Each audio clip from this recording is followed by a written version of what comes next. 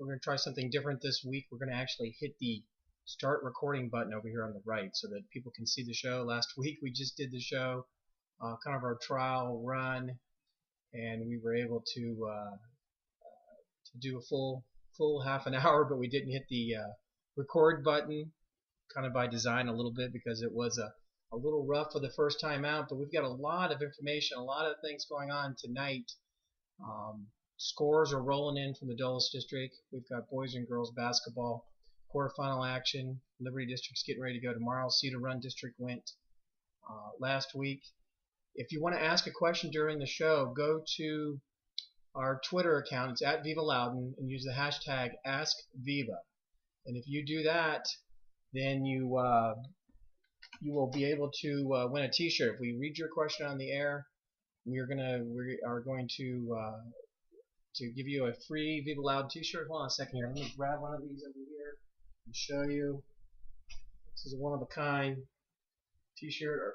Our friends at Cheer Sports designed these, and so we want to give a big shout out to Cheer Sports. They are a sponsor. Viva Loudoun. They've been with us from the start, and one thing you might notice tonight, a little different here, I'm wearing my Team Joe shirt. Denny Petrella over at Cheers is a big sponsor of the big supporter of the NICU, the neonatal intensive care unit over at Fairfax Hospital, where his son Joe was born, very premature, a miracle baby, and survived. Now Joe's turning it up on the playing fields out in Western Loudoun, and every year Team Joe has a golf tournament and a lot of great fundraising. They've raised over $100,000, so I want to give a big shout out to Cheer Sports and all their support. Let's start tonight. Like I said, we have a lot of the basketball. The scores are coming in, but first we have some breaking news. As you know, Freedom and Potomac Falls are both looking to hire football coaches.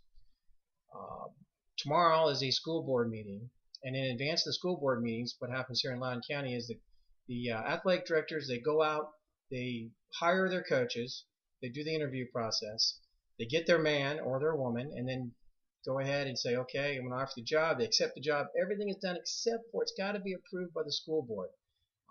99% of the time, it's just formality.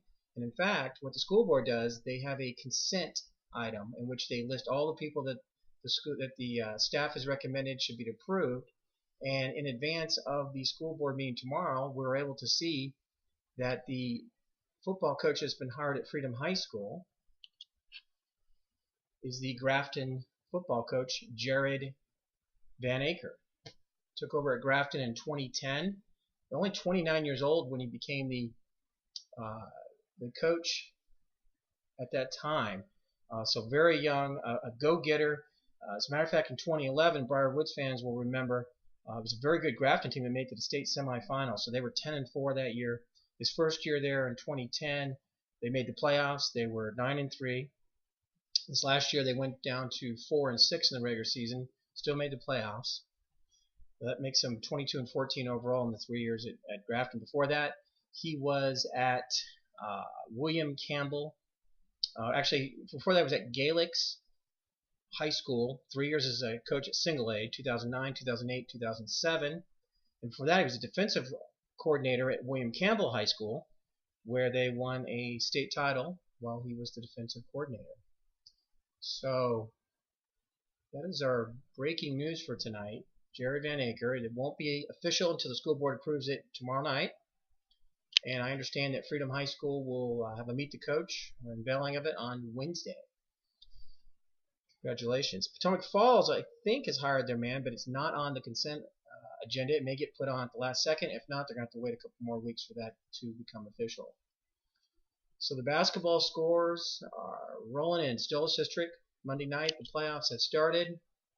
Potomac Falls High School on Saturday in a one-game playoff with Loudoun Valley was able to defeat the Vikings. It was the second time in 4 days that Potomac Falls beat Loudoun Valley. So in the final week of the season, Potomac Falls takes a Loudoun Valley team that had been undefeated in district, hands them the lost final week of the season to become co-champions, and On Saturday, they had a one-game playoff for the top seed, and that game was won by Potomac Falls, so they are the #1 seed. And currently, right now, Potomac Falls basketball is up 58-30 on Woodgrove, the #8 seed. Woodgrove had a play-in too. Woodgrove had to play Parkview on Saturday. Both these games were at Tuscarora High School, and Woodgrove became the #8 seed by beating Parkview. And so Potomac Falls is up on Woodgrove 58-30 with about 6:25 left in the game. We already have one final from the boys' side. We actually have two finals in now.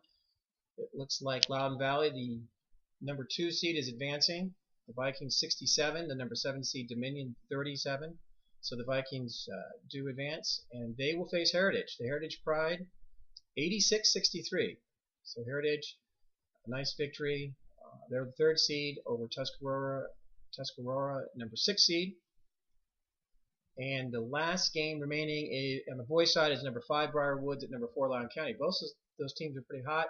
Haven't seen a score come over yet on that. We will keep checking our email over here. If you're out on Twitter and you happen to be at the game or any place, let us know how things are going.